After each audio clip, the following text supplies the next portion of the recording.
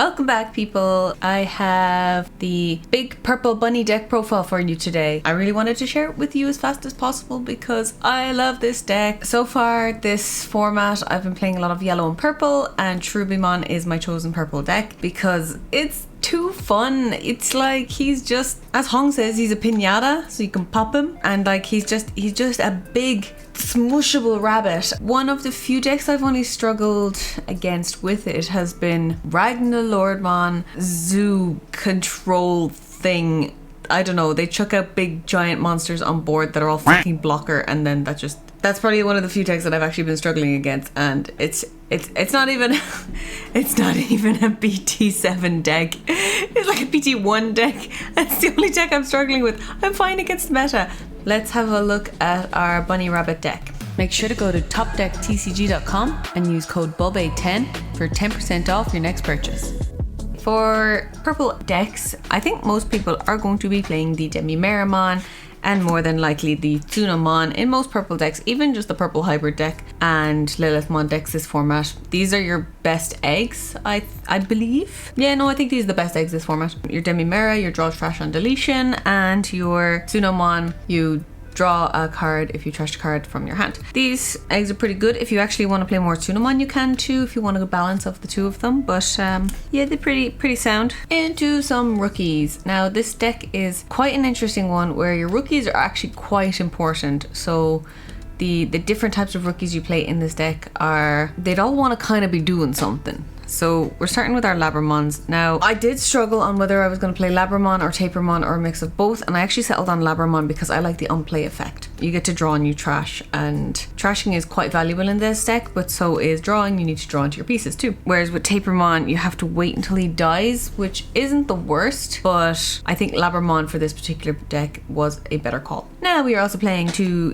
Gazimon, so your opponent can't gain memory except with Tamer effects. With Pokemon running rampant, we need some Gazimons on field. Then we have, on top of purple rookies, we're playing our yellow rookies. So we have Cutemon to stop your opponent reducing Digivolution costs for all the hybrid level 5 dudes. Probably one of the best yellow rookies, especially for this deck, is the Bushiagamon. You can go up to 4 with the Bushiagamon, that's no issue whatsoever. I like him at 3 because I don't necessarily want too many of them in my hand. I kind of want them all in my grave. I don't really want them in my hand that much, but if you have them in your hand, it's actually not the worst either. And then the last of my rookies, like I said, Pokemon is running rampant, and I'm also playing Pokemon in this deck. He is great. He's a fantastic addition to the deck. Helps you gain lots of memory because you are playing the hybrids in this deck as well, of course. It is hybrid format, my people. As long as nobody else is playing the Gazimons and stuff, then you're in a winning position. So onto the level 4s, I'm playing 2 of the Eismon Scatter Mode. Now this card is great because on deletion you draw 3, trash 2, so you want him in the bin, so when he's deleted, that's good. And also drawing 3 is great, you're drawing into your pieces and you're trashing, which means you get the cards that you want in the bin to be in there. To go with your Eismon Scatter Mode, we have the 1 Eismon. So I'm only playing the small Eismon package. When he gets trashed, if you have Scatter Mode in the grave already, you actually just get to bring him out for free. So for example, you have Eismon on board, he swings, he dies, draw 2, trash 3. So you draw your 2. This is in one of the cards that you trash. So because he is now in the grave from being killed, you get to bring him out for free. And then also on your turn, for each scatter mode you have in the grave, he gets an extra 2000 DP. So like I said, I only play the small Eismon package because I don't want too many of them in hand, but it is really nice when it does go off. Because it's hybrid format, we are playing 4 of the Loimon. This dude is pretty damn good because he just digivolves onto a Tamer for 2. And we have lots of Tamers in this deck. Again, hybrid format, my guys. Everybody's playing hybrids. He's an easy bridge with your Pokemon on board. Digivolving into him is free, provided they don't have Gazzies and stuff, you know. The next level 4 I'm playing is 3 of the Kaiser Leomon, similar to the Loemon. He digivolves onto a Tamer for 2, which is very nice. But he has the additional effect of if he digivolves onto a Koichi, he gets retaliation, which is also a very cool effect. The reason I am playing 3 of him and 4 of him is just because of the Digivolution costs mainly. Like, retaliation is great, but it's not 100% necessary. If I am looking to build a stack rather than just digivolving straight on the Tamer, if I'm put in a position like that, he is the cheaper option. So having 1 more of him is actually just that little bit nicer. So that is why we're playing 4 of that boy. And then carrying on with the hybrid theme, we have 4 of the Rahimon. I can't pronounce the name, but you get the gist. So he gets to digivolve onto either of these boys for a cost of 1, and then as well on deletion you get to play a tamer from your trash for free, which is nice because if he does get deleted, you're probably going to have a tamer underneath the Digivolution sources anyway, so you can just bring that dude back. Then the only other 2 level 5s I'm playing are the Neo Devimon. I like this card. It's a BT4 card, so it's coming back this format a little bit, and it's just when your opponent plays a tamer, you gain 3 memory. So they're going to be very iffy about playing Tamers when this boy is on the field. Also, his inherit effect is kind of cool as well. When an opponent's Tamer becomes suspended, you just gain a memory. So he's doing a little bit of memory plays. Usually people are only playing like the 4 hybrid level 5s, but I just thought he was an extra little bridge to get to your Cherubimons mainly, because you do need to build a stack. Kind of. So without having to waste your hybrids, he's a really good level 5 to have. Now this spot for these 2 level 5s could be changed for any other 2 level 5s that you like in your playstyle, but he suits my playstyle. We're gonna keep him there. Then next up we have the level 6s. So we have 3 of the big man himself, the big rabbit, Barney the Cherubimon. He is very, very cool. I love this card. The art alone is just I must get my hands on some of the alt arts, but he just looks really cool. Kind of reminds me of Donnie Darko style. When digivolving, you can play a tamer from your trash. Part 1. Part 2 is then for every tamer card you have in play, you can delete one of your opponent's level 4 or lower Digimon. So that's 2 cool effects just on digivolving. But his real value lies in when he dies. That's why this card is so bloody funny, because you don't care. You can just keep swinging, and if he dies, you're like, yes, that's amazing. Now I get to do so much more fun stuff. And if he lives, he's a big body on board that they're either going to try and deal with or going to ignore, which gives you an extra attack next turn to possibly try and kill him again to do the fun plays. So there's no winning with Cherubimon for them, but there's so much winning for you. It's great. So on deletion, for every tamer you have, you get to bring back a level 3 from your trash without paying its memory cost. Its effects also activate because it doesn't say otherwise, which is very, very cool. So like I said, we have all of these different level 3 Digimon that have cool effects to help you win your games. So when he dies, say you've got 4 Tamers on board, you get to bring back 4 of these dudes that you possibly have in your trash. The Bushies with Rush to help you get game if you really need it.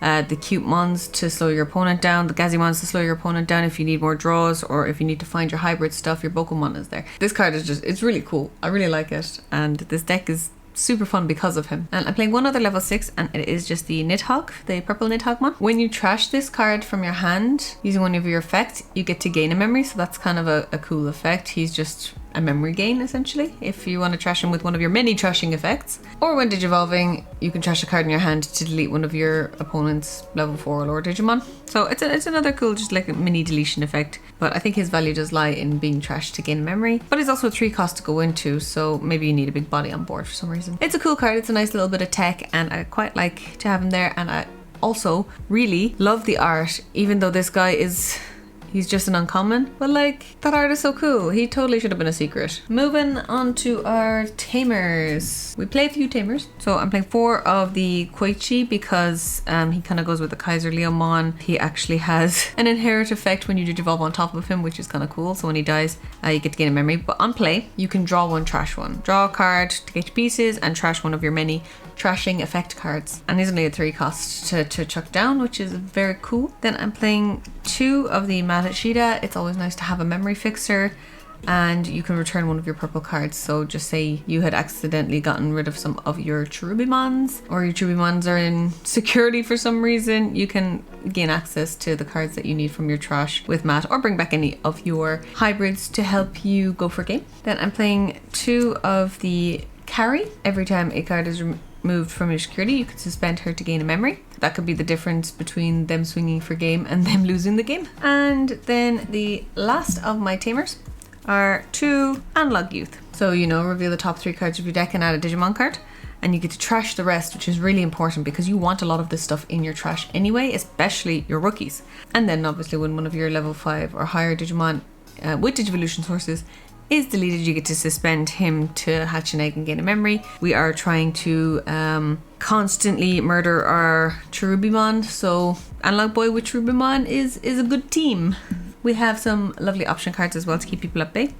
We've got the Schwartz Laharsetses. We're going to go with Schwartz. We're going to say Schwartz. You know what I mean anyway. So for each Tamer or hybrid you have in play, you get to delete your opponent's level 5 or lower Digimon. So if you have a good few in play, then you deleting quite a lot, especially if they haven't gotten into their level 6s yet. I'm playing 2 Calling from the Darkness. This card actually has helped me out so many times because for some reason every time I swing my Cherubimon into someone's security, he just doesn't die. He just refuses. He refuses to die, so sometimes I have to kill him myself. And I do that by using Calling from the Darkness. So delete one of your Digimon, then return up to 2 of your purple Digimon from your trash. So you want to pop your pinata, you want to kill the Cherubimon, and you get some stuff back in your hand. So, and it's only 1 cost. My last 2 cards, I'm playing the Trump Sword and the Fly Bullet. Why am I playing one of each? Fly Bullet deals with level 6s or lowers. Trump Sword deals with unsuspended, but any level unsuspended. That is very handy for cards such as Susanomon. So if somebody digivolves into their Susanomon, because